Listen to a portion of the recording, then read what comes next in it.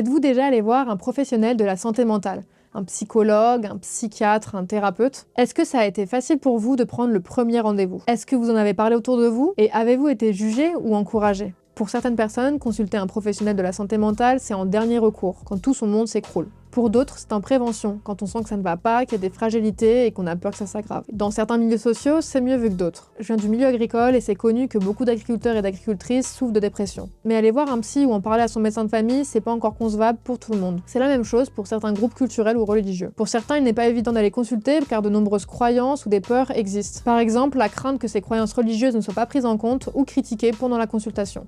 Dans certaines cultures, les psychologues comme on les connaît en France n'existent pas vraiment. Mais ça ne veut pas dire qu'il n'existe pas de soutien ou d'autres espaces de parole, ça peut juste prendre d'autres formes. C'était le cas pour Modibo. Il a grandi au Mali et il est arrivé en France pour ses études. Pour lui, et comme pour beaucoup de personnes, aller voir le psy, c'est quand on est fou ou quand on est malade. Et lui ne l'était pas, alors pourquoi en voir un? Et c'est de ça qu'il va discuter avec Alexis, qui lui aussi se sent concerné par les questions de santé mentale. Bienvenue dans le 5e épisode d'Immigration sans tabou. C'est le podcast de Commune où des personnes qui n'ont pas vécu l'immigration posent des questions qu'on n'ose pas trop poser à celles qui l'ont vécu, pour dépasser les clichés et les tabous et enfin mieux comprendre le sujet. Je suis Jeannette, la fondatrice de Commune, le média qui vous donne les clés pour mieux comprendre l'immigration, et je vous laisse avec Modibo et Alexis. Très bonne écoute. Salut Modibo. Salut Alexis. Comment tu vas? Très bien et toi? Ça va. Dis-moi, la première question que j'avais pour commencer ce podcast, c'est déjà, t'es arrivé quand en France? Depuis 2013. Ok. C'était quoi tes attentes en arrivant ici? Je suis venu avec plein de rêves en fait. Parce que quand tu es au Mali et que tu vois la France, surtout à travers la télé, et moi j'ai grandi dans une famille, j'ai manqué de rien. J'ai fait des écoles qui étaient des écoles de bonne qualité, des écoles privées. C'est pas que ma famille était très riche, mais la question de l'éducation, c'était en haut de toutes les priorités pour ma mère. Donc, elle a tout mis elle a mis beaucoup d'argent, beaucoup d'énergie pour qu'on puisse avoir une bonne éducation. Et donc, de base, c'était elle, son projet, en fait, de faire des longues études, mais elle n'a pas pu avoir cette opportunité-là parce que, voilà, le destin, mon père est décédé très tôt, donc elle s'est occupée de 3 enfants, moi, ma soeur et mon frère. Et du coup, mais elle rêvait, elle, de faire des grandes études. Donc, elle a transmis on va dire ce rêve-là sur ses enfants. Et donc, du coup, elle voulait que moi, je vienne faire mes études en France. Moi, j'étais content. Je me disais, France, c'est génial. J'avais fait un bac L, littéraire. Donc, j'ai lu les écrivains africains, les Senghor, les Césaire. J'étais déjà connecté à tous ces mouvements intellectuels africains qui ont combattu ici en France, non seulement pour l'indépendance, mais aussi pour réaffirmer la culture africaine dans un moment où il y avait les colonies et que les Africains étaient considérés comme des sous-hommes. Donc moi, j'avais étudié ça et eux, leur parcours, ce qui était très intéressant, c'est qu'on les voyait comme étant des intellectuels qui ont fait la Sorbonne, qui ont chicoté les Blancs, qui savaient bien s'exprimer aussi et qui étaient aussi africains. Voilà. Donc j'avais ce rêve-là en tête. Après, moi, je voulais être footballeur. Et ma mère, elle m'a piégé. Elle m'a dit, en fait, on va passer un deal. Tu passes le bac, après, tu fais ce que tu veux. J'ai eu le bac. Donc, j'ai dit, ça y est, maintenant, j'ai fait le bac. Elle dit, non, ça vaut rien le bac. Il faut que tu ailles faire la licence. J'ai fait la licence, j'ai dit, maintenant, j'ai la licence. Je vais faire le foot. Non, tout le monde a la licence, en fait. Il faut que tu ailles au master. J'ai été au master. Elle m'a toujours poussé comme ça, mais sauf que j'ai déjà 25 ans. Hein, ma carrière était terminée. Donc, voilà, je suis venu ici avec beaucoup de motivation, beaucoup d'envie, beaucoup de rêves, et surtout aussi avec une grosse pression. Parce que moi, ma mère, dans notre famille, on ne se dit pas du genre « Ah, je t'aime, maman » ou « Je t'aime, mon fils ». Mais je me souviens, le jour où je suis arrivé, le jour de mon départ, toute la famille m'a accompagné à l'aéroport. Mmh. Et ma mère, elle m'a juste fait un gros câlin en disant « Tu sais tout déjà ». Donc, c'est tu sais tout déjà ». Je l'ai vu, nos deux yeux se sont croisés. Et c'était un message, c'était une petite phrase, mais avec un long discours de non-dit. J'ai confiance en toi, tu connais la situation, tu connais comment est-ce que tu dois te comporter. Il y avait tout ça dedans, dans cette petite phrase. Donc, je suis venu ici, je voulais tout démonter. J'avais des rêves, je dis, dès que j'arrive ici, ça y est, c'est bon. Et j'ai pris des claques. Déjà... à l'université, je suis venu pour la première fois parce que je n'avais pas fait l'université au Mali. L'amphi était plein à craquer, beaucoup de gens. Et tout le monde avec son ordi en train de pianoter, alors que moi, je suis avec mon stylo et les cahiers. Et le professeur qui parle avec un micro très rapidement, sur 10 mots qui sortaient en français, j'ai capté que 3. Et la personne qui était à côté de moi était même en avance. Tac, tac, tac, tac, tac, tac, tac. Donc, mais ma première année, c'était catastrophique, quoi. C'est études littéraires aussi? Les études, oui. Ouais. Ouais. Ok. J'étais à l'université à Nanterre. Je me suis inscrit en fac de droit, du coup. Ok, ouais. Et c'était terrible. C'était terrible. Mon niveau, même ma manière de m'exprimer, j'avais honte. J'étais pas aussi rapide. Il y avait tout. Rien n'allait, quoi. Tous mes rêves je dis non, qu'est-ce qui se passe? J'étais un bon élève au Mali, mais je me retrouvais à avoir des 2, des 4. Je dis, mais c'est pas possible. J'ai jamais vu ça toute ma vie. Et même parler avec quelqu'un, tu bégayais, tu dis, est-ce que la personne va avoir ton temps? Mais mes seuls moments de réconfort, c'est que si je trouvais d'autres Africains, je dis, ah mon gars, peut-être on est dans le même bateau. On va cheminer ensemble. Et voilà. Et comment t'as fait pour après rattraper tout ça? J'ai pleuré, j'ai eu froid, je me suis battu.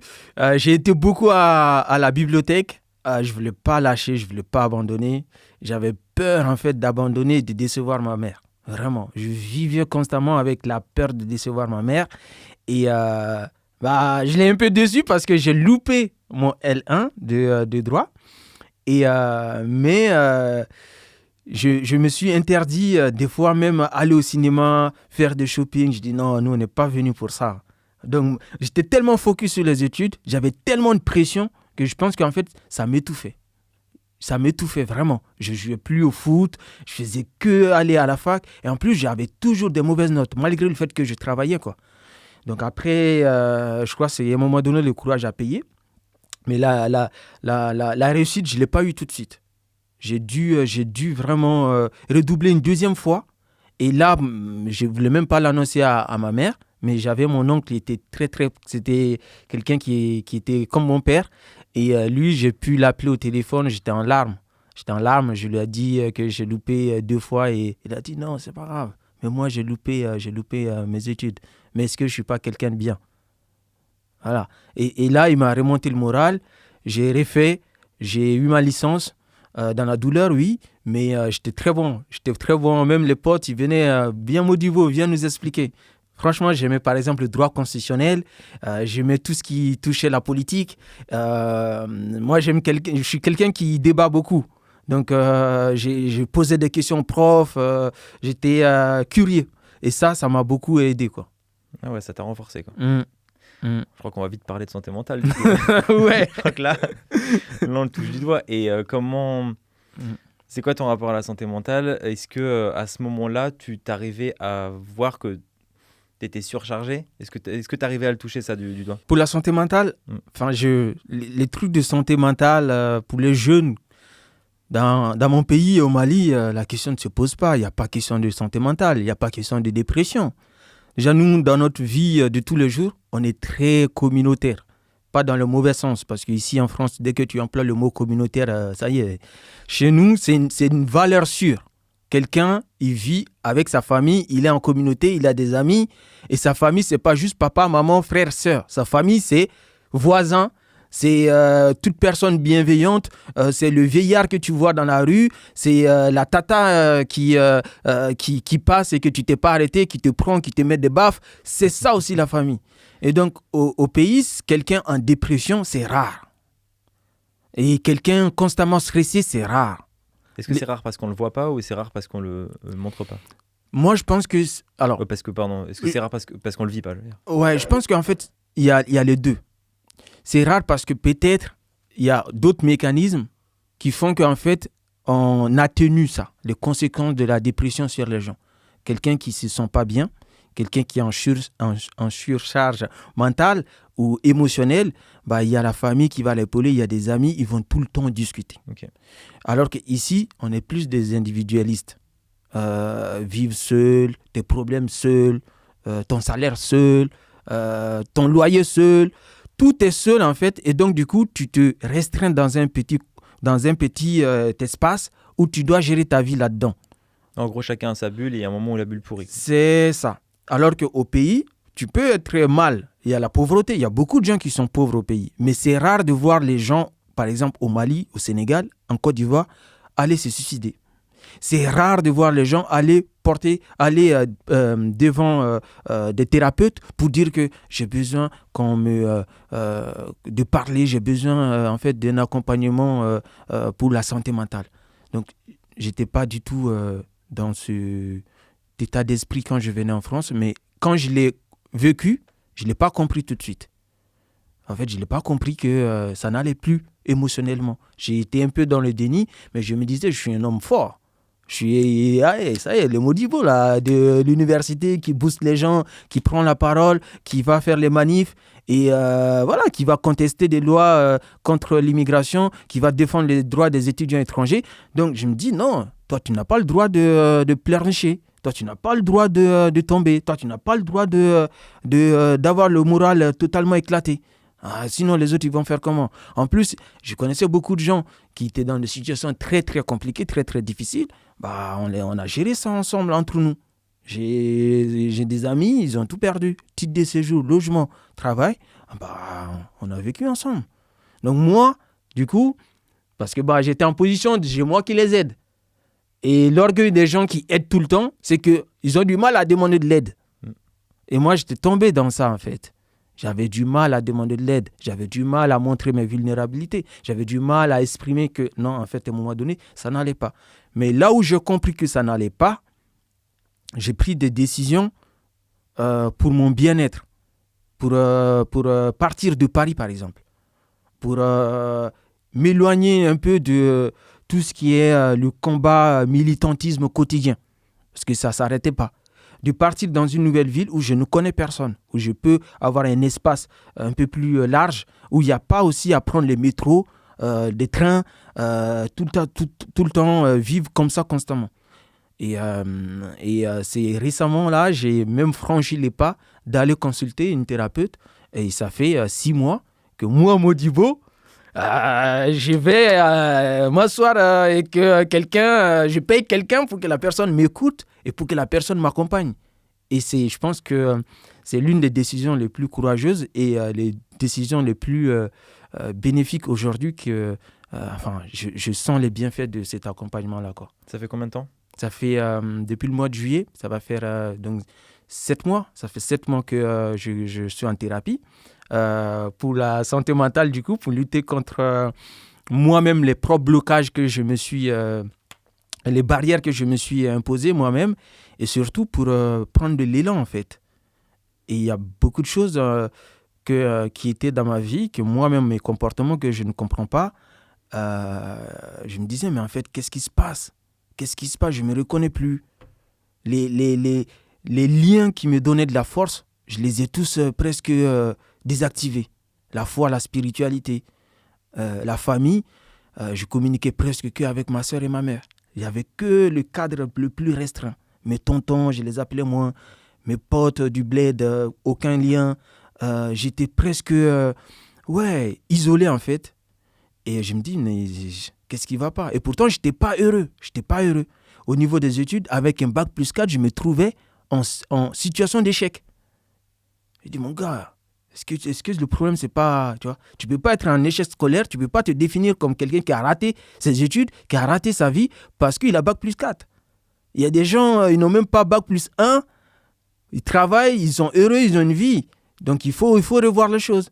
Donc, à un moment donné, il y avait tellement de choses, tellement d'angoisse, tellement de problèmes qui n'allaient pas que je dis, en fait, aussi, à un moment donné, tu vois, aller voir quelqu'un, une thérapeute, s'asseoir. Pour un Africain, je me disais, non, ça, c'est des trucs de Babtou, des Blancs fragiles, qui. Chez nous, en Afrique, surtout un homme, il ne fait pas ça, quoi. Il ne fait pas ça. Et le premier jour où je suis parti et que j'ai vu la dame, je me suis installé, j'ai dit, je ne suis pas fou. Je ne suis pas fou, quoi. Elle t'a répondu quoi? Elle dit, t'inquiète, il y a beaucoup de gens qui pensent comme ça, mais je crois qu'elle a eu un petit sourire, mais c'est quelqu'un qui est très professionnel, qui m'a beaucoup aidé. Ses conseils, ses questions me ramenaient vers des fois à la réalité, et m'aider à cheminer, en fait, sur ma compréhension de moi-même. Et ça, c'est... Dans les années à venir, je pense que ça va continuer et je vais peut-être monter en puissance. Même si je vais tomber, c'est pas grave, mais ça y est, j'ai retrouvé qui j'étais avant. Du coup, et toi, quel est ton rapport à la santé mentale? Et est-ce que le fait aussi d'être un homme, ça ne nous pénalise pas dans le fait de se soigner si on a des problèmes de santé mentale? J'ai eu cette croyance que, effectivement, au Liban aussi, il y a cet esprit de communauté qui aide et qui rassure, qui discute. Mais en fait, il y a un chemin, un parcours qu'on peut faire. En fait, il y a des limites à ce modèle communautaire. Et donc, je suis en pleine hésitation. J'ai toujours voulu aller voir un psy. Il y a un moment où j'en ai vu 3 séances. Après, j'ai pas pu continuer. Mais c'est une question que je me pose là très sérieusement depuis quelques temps. Je vais bientôt aller, comment on dit, aller voir une psy, quoi. Ouais. Mais effectivement, on a l'impression de pouvoir tout faire tout seul. On est très peu aidé là-dessus. On est très peu. En fait, vu qu'on n'est pas en communauté, tout est lié à nous. Donc c'est nous qui devons mettre le curseur au bon endroit. C'est nous qui devons dire là ça va pas, ou même là ça va, mais en prévention, je vais aller voir quelqu'un. Et c'est ce que je vais faire là, je pense, en prévention. Peut-être un peu plus que de la prévention, mais peut-être un peu de guérison. Mais je pense que c'est important d'en parler, c'est important de le savoir. C'est un humoriste qui s'appelle Ken Kojandi qui dit c'est le meilleur investissement qu'on puisse faire, en tout cas, c'est aller voir une psy, ou une psy, et je pense que c'est très important de le faire. Donc, bientôt, très vite. je peux te filer de contact si tu veux. Elle est à Paris? Non, elle est à Mâcon. Ah. Mais consulte quand même. Il y a aussi un truc qui est important, c'est que peut-être on le verbalise pas. Si par exemple on a mal à la tête, ça ne nous dérange pas de prendre un Doliprane. Si par exemple on a mal quelque part, on a une vraie douleur, on va consulter un médecin. Bon, et la question de la mentalité, de la santé mentale, de tout ce qui est des émotions, de l'esprit, c'est pourquoi on a ce frein-là, on se pose cette barrière-là en disant non, on franchit pas le pas, quoi. Pourquoi? Globalement dans la société. Je pense qu'on n'a pas idée du mal que ça provoque. En fait, on n'a pas, justement, on n'arrive pas à jauger le bon moment, enfin le moment où ça va pas, et parce qu'on communique pas dessus. Je pense que c'est vraiment ça. Et puis c'est pas un mal comme t'as mal au doigt, tu le sais que t'as mal au doigt, tu le vois, ça sent, tu peux pas appuyer dessus. Si t'as mal à la tête, aussi pareil, tu sais exactement, ok, c'est une barre dans le crâne, tu arrives à mettre des mots dessus. Après, mal, à part si tu fais un burn-out, mal à l'esprit, c'est difficile de juger. En fait, le fait d'avoir mal à l'esprit, ça se symbolise, ça se traduit aussi par des symptômes. Par exemple, il y a des gens, ils ont mal mentalement, ils souffrent de beaucoup de choses. Mais ça va être l'alcool, par exemple. Ils vont passer par des substituts, des petites choses, en fait, à côté, qui sont peut-être pas visibles de tous les jours. Ils vont passer par ces choses-là pour se guérir, pour se soigner. Alors qu'en fait, si, c'est vrai, ton exemple est frappant. Si tu as une plaie, tu vois que la plaie, elle est là et ça te fait mal. Mais sauf que là, le mal, tu l'as à l'intérieur de toi, mais tu prends des médicaments qui ne sont peut-être pas appropriés, quoi. Pour certains, ça va être l'alcool. Pour d'autres, ça va être les jeux d'argent. Pour d'autres, ça va être le sexe. Pour d'autres, ça va être la violence. Mais même ça dans le sport aussi. Dans le sport aussi, l'addiction au sport. Ouais. Mais je pense qu'il y a des symptômes qui sont bizarres. Par exemple, je pense que les symptômes liés à l'esprit, ou en tout cas mal-être général, c'est je sais pas, des problèmes de peau, des problèmes de digestion, des problèmes de difficulté de prendre des décisions, mal de dos, comment ça peut être lié. Et donc c'est compliqué et on trouve directement des substituts qui sont parfois un peu autodestructeurs, mais c'est difficile tant qu'on connaît pas les conséquences et qu'on connaît pas les causes.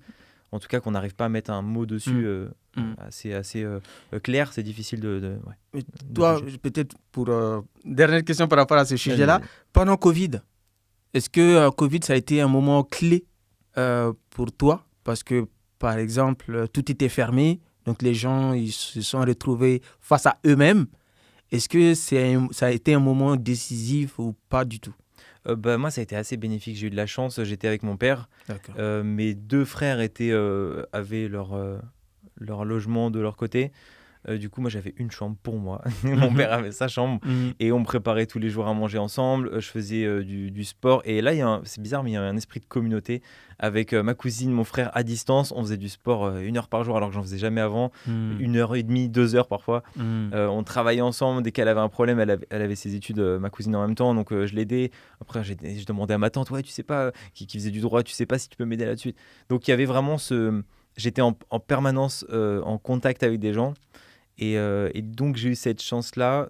Ça a été le départ de beaucoup de choses, mais j'ai pas eu beaucoup de mal je l'ai pas mal vécu. Même si avant j'avais plein d'amis, je me faisais tout le temps des amis, je faisais de la musique dans des pièces de théâtre, donc je rencontrais des troupes tout le temps. Et donc j'avais vraiment une nouveauté en permanence. D'accord. Que j'ai complètement perdu du jour au lendemain. Ouais. Mais limite ça m'a fait du bien. Parce Ouais. que ça a un peu libéré mon esprit. Bah, Donc, c'est aussi bien qu'il y ait du positif. Ouais. Et dès que la société elle fonctionne de façon normale, est-ce que tu fais ces choses-là aujourd'hui? Il y a beaucoup de choses que j'ai mis en place depuis. Maintenant, je suis devenu sportif depuis ce moment-là, je suis content. Avec évidemment des moments plus bas. Mais ouais, il y a eu plein de choses positives. Mon esprit de créativité aussi s'est assez développé. Et ouais, non, c'est pas tout positif non plus, hein, mais en tout cas, pas mal de choses positives qui ont émergé à ce moment-là et qui se sont développées après. D'accord. Et toi alors? Covid, ça a été, oui, peut-être le moment déclencheur de prendre des bonnes décisions pour moi. Parce qu'avant Covid, j'étais à Paris, j'étais militant, fatigué, mais c'est la leçon africaine de sagesse, c'est si tu cours, tu as l'habitude de courir et que tu ne peux plus courir, tu marches. Si tu marches et que tu marches, tu es épuisé d'avoir marché, maintenant, tu t'assois. Et si tu t'assois, tu es fatigué de t'asseoir, tu te couches. Et si tu es arrivé au point même, tu es couché même, tu es fatigué, là, maintenant, mon gars, t'es pas proche, t'es plus proche que de parler et tout ça. Donc moi, j'étais arrivé à un moment où j'étais fatigué de courir, je marchais et j'étais fatigué de marcher. Maintenant, je me suis assis, j'étais fatigué de m'asseoir et je me suis couché et j'étais fatigué de me coucher. Et là, je dis, mon gars, tu prends une décision pour toi, ta santé mentale, ton bien-être. Et Covid, ça a été ce moment-là. J'ai dit, tout est en arrêt maintenant. Dès que Covid est fini, j'ai dit, ça y est, je quitte Paris. Paris, c'est bon, c'est bye bye. Ah, donc c'est à ce moment-là que tu as quitté? Ouais, c'est à ce moment-là que je suis parti de Paris. J'ai déménagé à Mâcon. Donc là-bas, je me suis reconstruit. Mais vraiment, j'ai pris mon temps. J'étais bien dans ma peau, dans l'espace déjà. Et puis, j'ai entamé les démarches pour mon titre de séjour.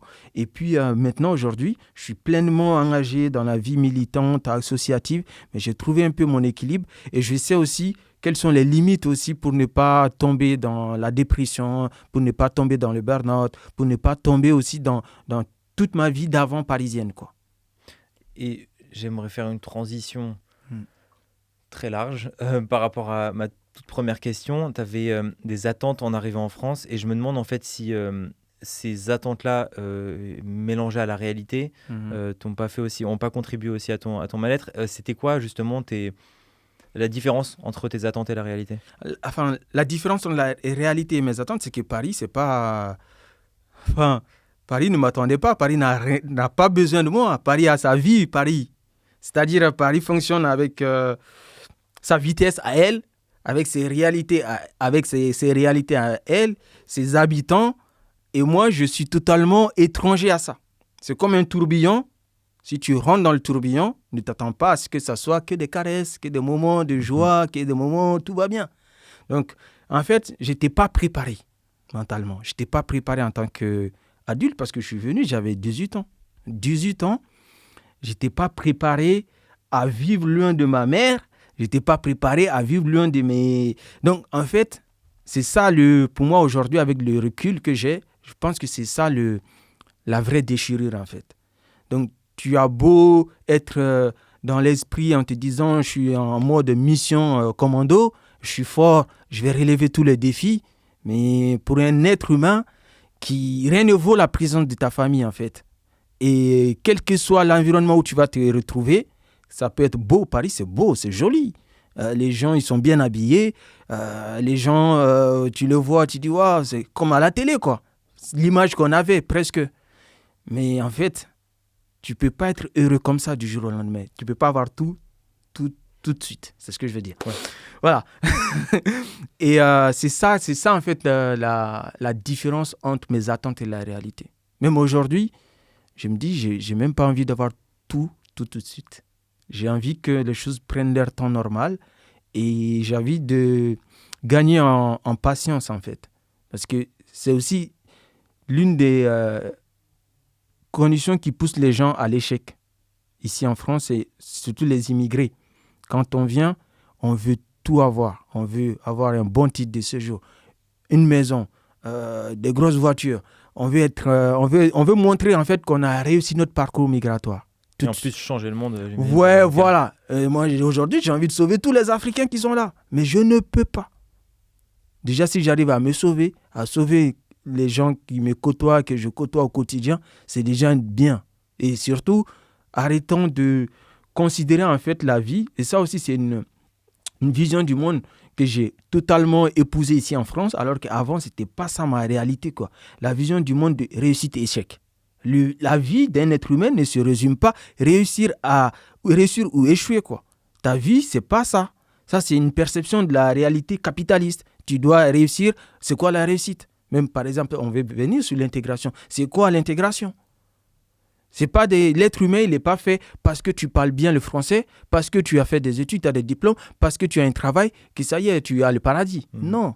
Donc, à un moment donné, il faut sortir de ce schéma de pensée, de réussite, d'échec, de migrants qui doivent s'intégrer, de migrants qui ne doivent pas, ou en fait, imposer des critères ça ne peut jamais être la totalité de l'être humain, quoi.